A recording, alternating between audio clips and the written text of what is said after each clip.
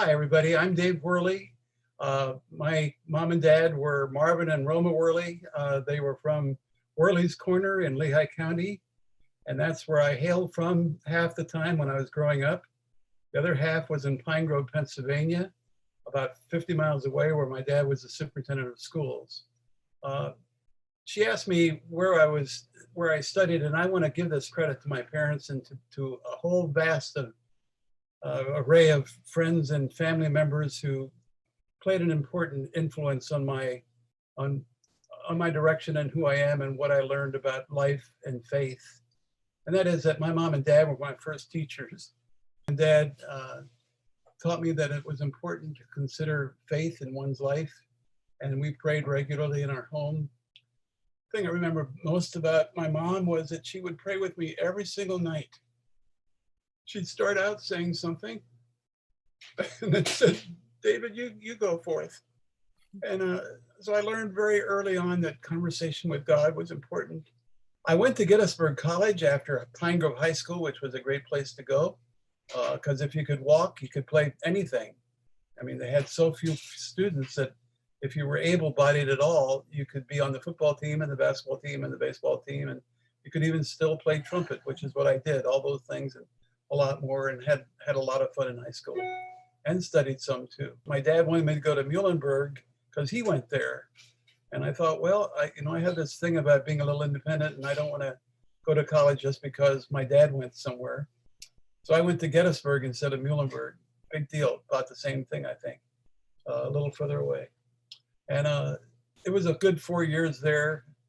I was in a fraternity of service and also social, and that was a good experience. I did a lot of things in the summer times that were great. I was in the college choir, and that went around the world in 1967 and spent 36 days traveling from pillar to post, trying to be a goodwill ambassador for the United States. And it was a wonderful, close-knit experience with everybody. When it came time to go to seminary, one of those friends that I spoke about was my chaplain from Gettysburg, and another, Herm Stempfli, who I had met while going to a commune in San Francisco with he and his wife being our mentors there. And there were 12 Lutheran students who were together out in San Francisco having a secular job, testing what that was like to be a Christian in the midst of carrying out that job.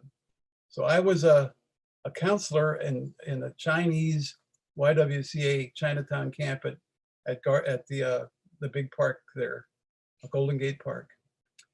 So came time to go to seminary, and these two fellows, one the chaplain and then the president of Mount Airy, and then the other one was a friend, and he became the president of Gettysburg. And both of them encouraged me to go to Yale Divinity School, and wrote letters of recommendation for me. And so ironically, this boy from Pine Grove wanted always to adventure and try new things and see what would come about. Went to Yale Divinity School, which was a wonderful experience and broadening, and a lot of Lutheran professors, a lot of Lutheran students in the midst of a very ecumenical community.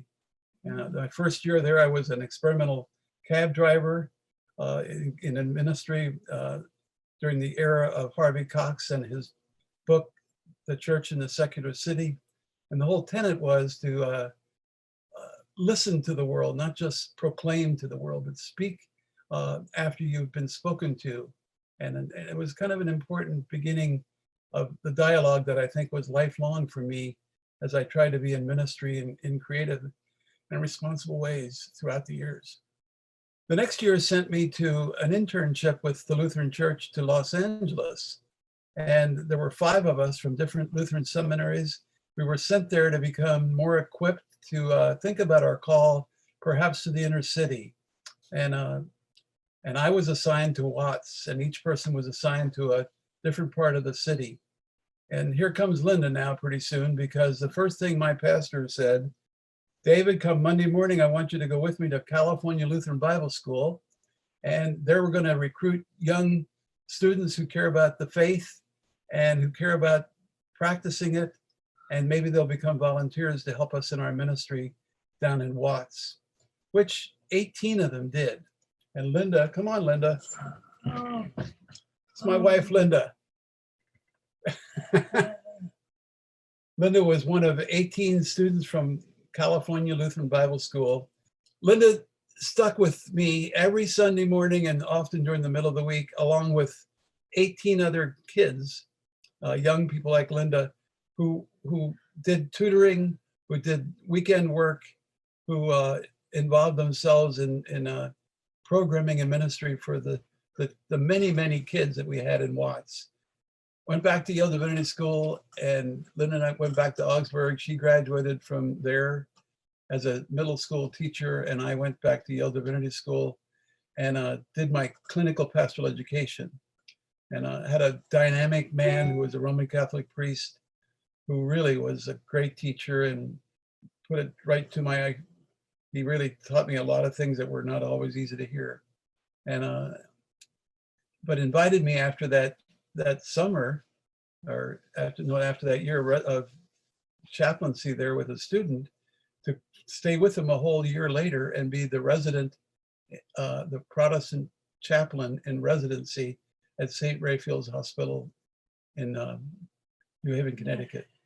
So that was a big dose of CPE, and it was to be followed up by many more doses as the years went on when I got into chaplaincy. So I needed ordination and went to Tabor Lutheran in Branford, Connecticut as the youth pastor and got ordained. And then I became that chaplain. And then Linda, somehow, we got married our spring break at Yale. And a year later, our son was baptized at Tabor Lutheran. That was an eventful year, graduating from Yale, going to CPE, getting married, getting my first job, and all that. It was amazing. Then went to Baltimore, Maryland, where I became associate pastor at St. Paul's Lutheran in Randallstown, and shared the full ministry there with a fellow named Don Haas, and had a good 3 years. And then one night I was supposed to take 50 kids on confirmation retreat with 3 other congregations and pastors. And Linda said to me, I don't feel good about being home with 2 babies by myself. Could I go with you to the hospital before you go that evening for this confirmation retreat? And on the way home from that to pick up our son, some guy stole a car from Allstate Leasing Company, drove it 85 miles an hour through the traffic light, and hit the first 6 inches of my Volkswagen bus, and altered our lives ever since.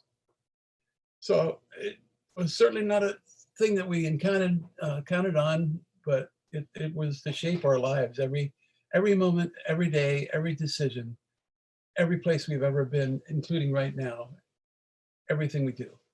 So it was tough.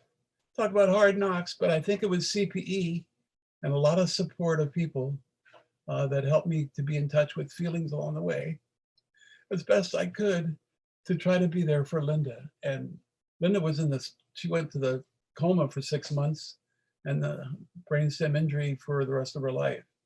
And we're going to hospitals and stuff right along right now because she can't even hardly stand on her right leg anymore. But that's important to say because, you know, what happens to us in this life sometimes reveals whose foundation we're built upon. And I hope that while I was never a great preacher, people could see some of the sermon in my life and in Linda's life as we try to be faithful to God's call and serve people all over the place all the time.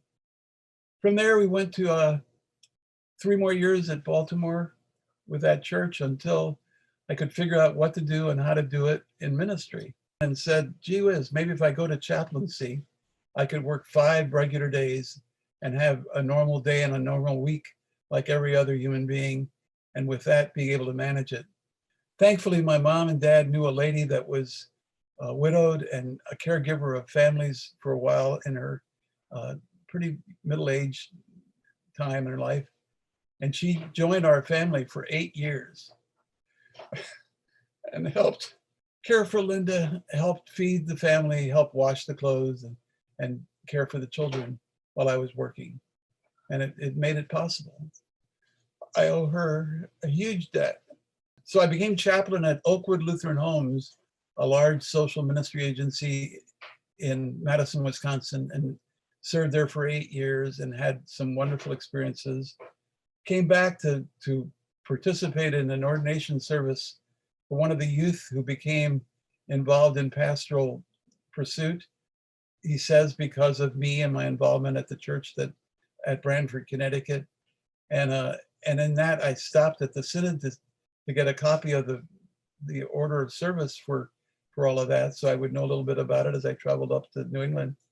And the bishop said, "When are you coming home? Serve here." I said, "Well, whenever you have a call for me." And with that, he got on the phone and he called Paul Werley at Topton Lutheran Home.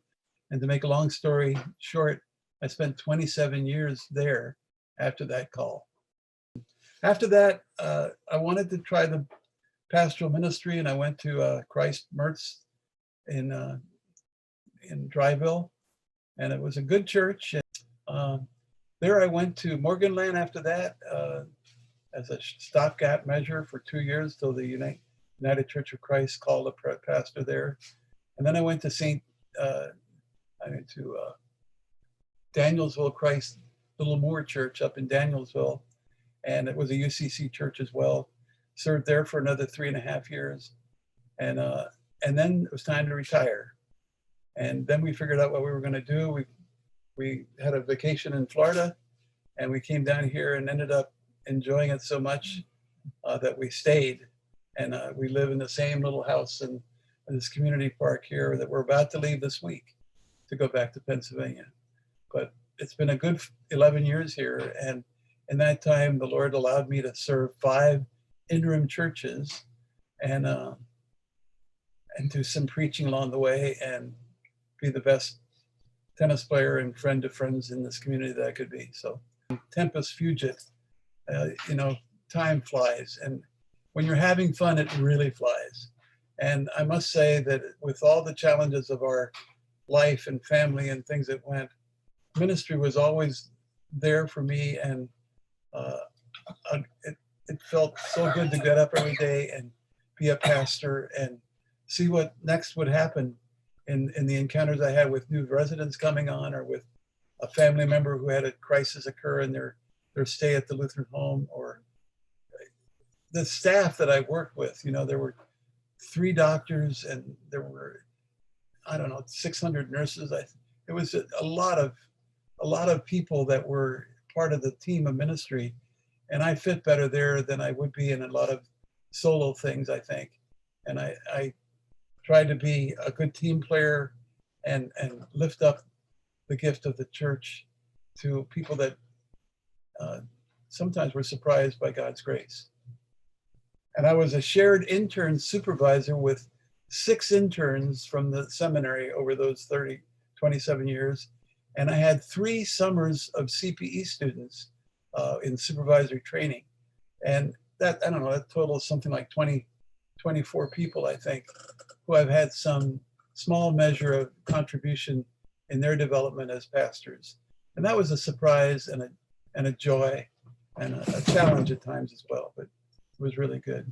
But I would say, of all things, try to be yourself. Don't compare yourself to others. I mean, that was one of my downfalls. I always thought, well, that guy can do it so much better.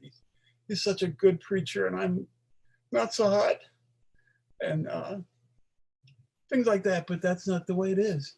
God can use you and the unique gifts that you have and the abilities that you bring or don't bring to work His work through you. And so be open to that, and don't put yourself down before you get a chance to do it. Pray regularly every single day. My father-in-law taught me something. He said, every single time you knock on the door or go to the room of a patient, take a moment and just say, Lord, please use me in this moment. And be open to His presence with you in the process of whatever that encounter is. And believe it or not, if you're aware of your own feelings, your own pulls and tugs that you're going through, you're aware that God is in the mix of it all, and that the person brings to you their story with all sorts of concerns and challenges that they're going through, and questions about faith and life and so on. If somehow you can be in touch with all of those things and let the mix of it be handed over to the Lord, great things can come about from those ministries.